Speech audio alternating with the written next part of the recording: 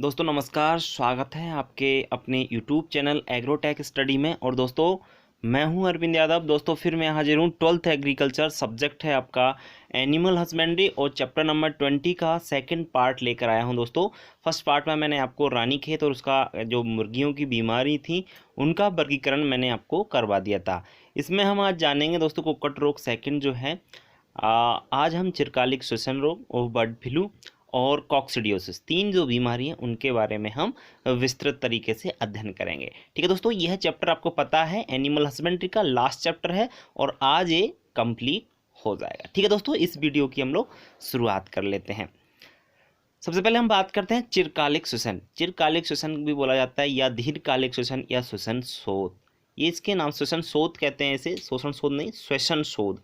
रोग का कारक बताना है, लक्षण, उसकी रोकथाम और उपचार, ये सब चीज़ों के बारे में हम लोग अध्ययन करेंगे। जरूरी नहीं आपके एग्जाम में सभी पॉइंट्स पूछे जाएं, अकेले लक्षण पूछे जा सकते हैं, रोकथाम पूछे जा सकती है, कारक या उपचार भी पूछे जा सकते हैं। ठीक है दोस्तों, बात करते हैं कारण की। तो कारण है, कारक किसका है, माइकोप्लाज्मा गैलीसेप्टिकम जो जीवाणु है उसके कारण आपका चिरकालिक श्वसन जो रोग है वो फैलता है।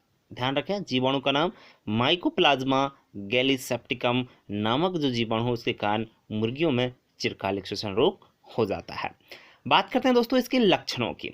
तो सबसे पहले लक्षण इसके जो निम्नलिखित हैं, सबसे पहले पॉइंट की बात करते हैं दोस्तों। यह श्वसन संस्थान की बीमारी है, मतलब मुर्गियों की श्वसन का जो संस्थान है, श्वसन तंत्र है, उसको प्रभावित करने वाली ये बीमारी है। दूसरा है दोस्तों, मुर्गियों को सांस लेने में परेशानी आती है। बिल्कुल, श्वसन में मुर्गियां क्या करती हैं, सांस को लेती हैं, तो जिसमें उनको सांस लेने में क्या आती है, परेशानी आती है। थर्ड पॉइंट है दोस्तों, थर्ड लक्षण जो है, सांस लेते समय घुड़घुड़ की आवाज़ आती है। बिल्कुल, अगर मुर्गियां सांस लेती हैं तो सांस लेते समय उनको घुड़घुड़ की आवाज़ आती है। ठीक है दोस्तों, आगे बात करें, जैसे मुर्गियों का मुंह खोलकर अगर देखें तो मुर्गियों के गले में पीले रंग का गाढ़ा पदार्थ जमा हुआ दिखाई देता है। बिल्कुल, मुर्गियों को अगर हम मुंह खोलकर बैटरी की सहायता से देखते हैं तो गले में, उसके बीच गले में क्या होता है, पीले रंग का गाढ़ा पदार्थ हमको जमा हुआ दिखाई देता है। तो ये आपके चिरकालिक श्वसन के लक्षण हैं।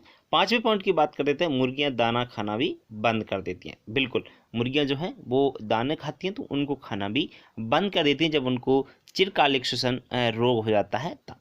ठीक है दोस्तों, तो ये थे आपके चिरकालिक श्वसन रोग या दीर्घकालिक श्वसन रोग के लक्षण जो आपको अच्छी तरीके से क्लियर हो गए होंगे। बात करते हैं आगे रोकथाम या बचाव की। रोकथाम और जो बचाव है वो लगभग एक जैसे होते हैं, कोई भी बीमारी हो। जैसे बात कर लेते हैं, सबसे पहले अपन को क्या करना है, अस्वस्थ मुर्गी को स्वस्थ मुर्गियों से अलग कर देना चाहिए। बिल्कुल, आपकी कोई मुर्गी बीमार अगर उसमें लक्षण दिखाई दे रहे हैं तो उसको क्या करना है, स्वस्थ मुर्गियों से बिल्कुल अलग उसको कर देना चाहिए। दूसरा है दोस्तों, स्वच्छ पानी एवं स्वच्छ भोजन खिलाना चाहिए मुर्गियों को। बिल्कुल इस बात का ध्यान रखना है अपन को बचाव में कि जो मुर्गियां हैं उनको स्वच्छ तो पानी और स्वच्छ ही भोजन खिलाना चाहिए, जिससे वो अच्छी तरीके से स्वस्थ बनी रहे।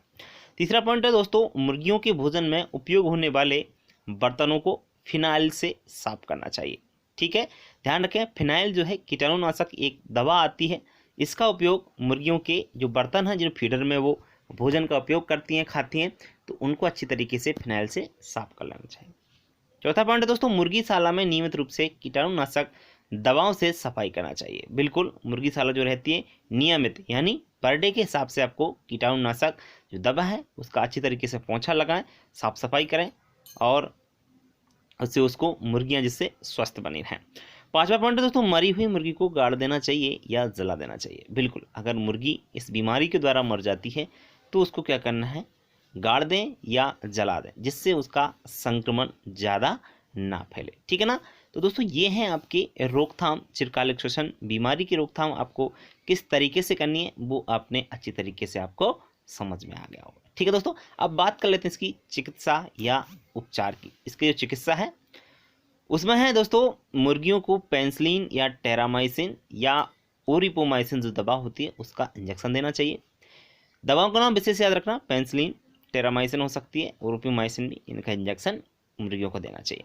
दूसरा दोस्तों, मुर्गियों को पीने के पानी में एंटीबायोटिक मिलाकर पिलाना चाहिए। बिल्कुल, मुर्गियों को जो पानी रखा जाता है उसमें एंटीबायोटिक दवा डालें और मुर्गियों को एंटीबायोटिक दवा का पानी वो पिलाना चाहिए, जिससे जो उसके गले में पीला पदार्थ जम जाता है गाढ़ा, वो नहीं जमेगा और मुर्गियाँ बीमार नहीं होंगी।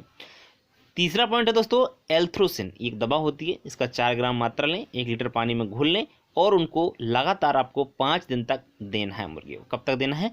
5 दिन तक लगातार मुर्गियों को देना। ठीक है दोस्तों, ये था आपका चिरकालिक रोग। बात करते हैं नेक्स्ट रोग की, कॉक्सीडियोसिस यानी खूनी दस्त। इसको खूनी दस्त के नाम से भी जाना जाता है। रोग का कारण क्या है, लक्षण, रोकथाम एवं उपचार, चीज़ें वही हैं चारों आपकी। बात कर लेते हैं दोस्तों इसके कारण की। तो ये आपकी कॉक्सीडियोसिस जो बीमारी है यह होती है दोस्तों कॉक्सीडिया प्रोटोजोआ नामक सूक्ष्मजीव से। किसके द्वारा होती है? कॉक्सीडिया प्रोटोजोआ नामक सूक्ष्मजीव के कारण ये आपकी कॉक्सीडियोसिस बीमारी होती है। लक्षणों की बात करें, सबसे पहले मुर्गियों को खूनी दस्त होने लगते हैं। बिल्कुल, बीट के साथ मुर्गियों को क्या होता है? खूनी दस्त होने लगते हैं। सेकंड है दोस्तों आपका मुर्गियां कमजोर हो जाती हैं। बिल्कुल, ब्लड की मात्रा ज़्यादा आने पर मुर्गियां बिल्कुल पूरी तरीके से कमज़ोर हो जाती और उनका जो आर्थिक उत्पादन की दृष्टि से बिल्कुल उनका उत्पादन भी घट जाता है। मुर्गियों की जो कलंगी होती है, कलंगी बोले तो ऊपर जो आपकी लाल रंग की कलंगी होती है वो पीली पड़ जाती है। बिल्कुल, मुर्गियों की कॉम्ब या कलगी बोल सकते हैं, वो कैसे कलर की हो जाती है? पीले कलर की वो पड़ जाती है। दोस्तों चौथा पॉइंट है मुर्गियां लड़खड़ाने एवं ऊँघने लगती हैं। बिल्कुल, जो मुर्गियां होती हैं तो वो लड़खड़ाने भी लगती हैं, चल भी नहीं पाती कमजोर होने के कारण, एवं बैठकर ऊँघने भी लगती हैं। क्या करने लगती हैं? ऊँघने लगती हैं। पांचवा पॉइंट है दोस्तों मुर्गियों को भूख कम लगती है। बिल्कुल, उनको भूख कम लगती है तो वो दाना नहीं खाती, जब दाना नहीं खाती तो वह कमजोर हो जाती हैं।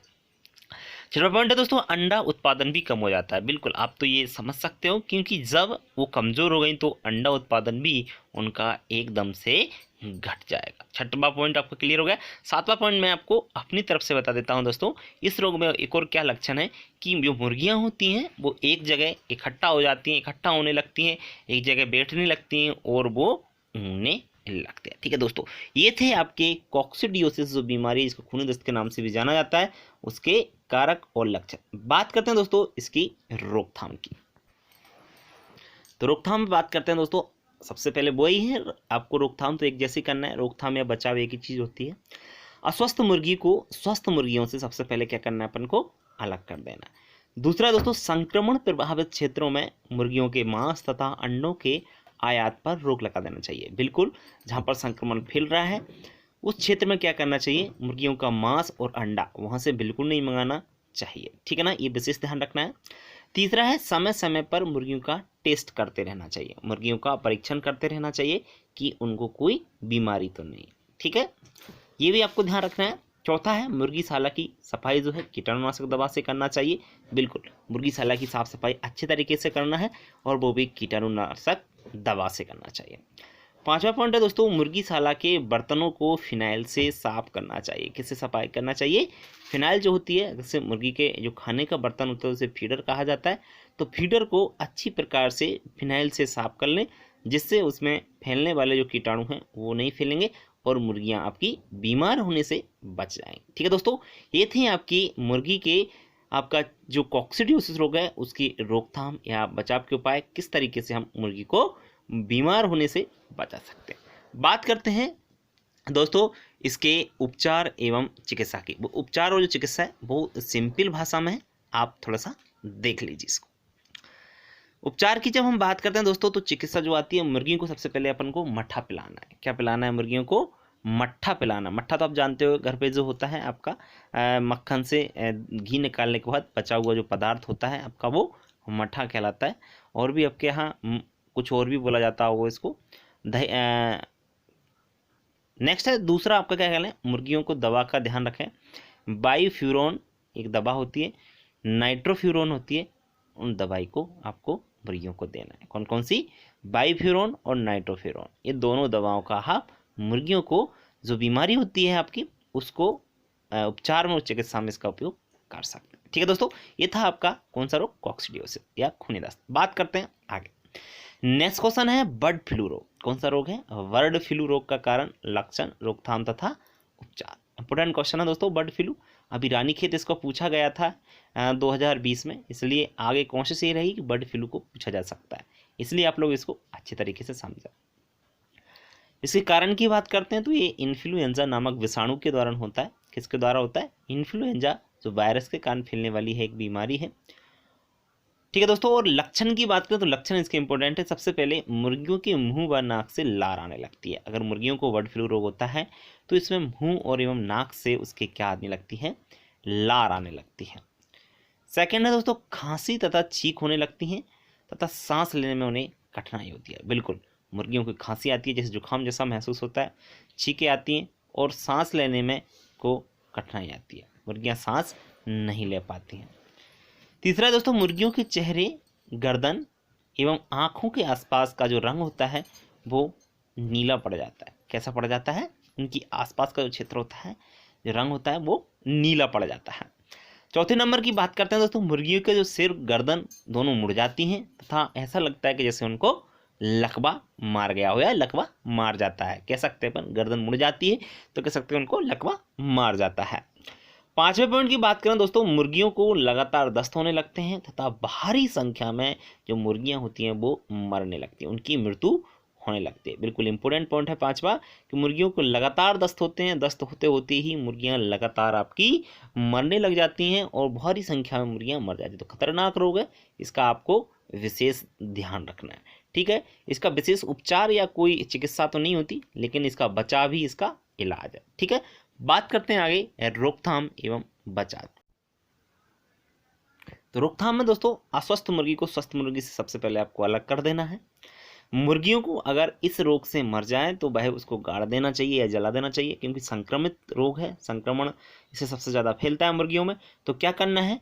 उसको गाड़ देना है या जला देना है। तीसरा दोस्तों, मुर्गीशाला की साफ सफाई कीटाणुनाशक दवा से करना चाहिए। मुर्गीशाला जो होती है उसकी साफ सफाई क्या करें? सफाई करने के लिए आपको कीटाणुनाशक जो दवा होती है उसका उपयोग करना चाहिए। चौथा दोस्तों, आपका रोकथाम या बचाव है कि मुर्गियों के पानी में कीटाणुनाशक दवाई डालना चाहिए। बिल्कुल, कीटाणुनाशक दवाई मिलाने से उनको संक्रमण फैलने का जो चांसेस होते हैं वो आपके कम हो जाते हैं। पांचवा पॉइंट है दोस्तों, मुर्गियों को चिरकालिक श्वसन रोग का, चिरकालिक नहीं आपका ये बर्ड फ्लू रोग का टीका लगवाना चाहिए। वैसे इसके टीके भी आजकल उपलब्ध हो जाते हैं। चिरकालिक को आपको काट देना है, इसको आपको क्या करना है, यहाँ पर आपको बर्ड फ्लू लिख लेना है। ठीक है ना, तो मुर्गियों को बर्ड फ्लू रोग का आजकल तो टीका भी है, तो टीके का आपको लगवाना चाहिए मुर्गियों में। ठीक है ना, उसके बाद बात करते हैं इसके थोड़ा सा उपचार भी कर सकते हैं, थोड़ा बहुत है, ज़्यादा तो नहीं है, बात कर लेते हैं। तो उपचार में इसमें सल्फामेडिन या सल्फामेजेटिन दो दवा हैं, इनका इंजेक्शन आप लगवा सकते हैं मुर्गी को। सल्फामेडिन या सल्फामेजेटिन, इन दवाओं का आप इंजेक्शन मुर्गी को लगा सकते हैं।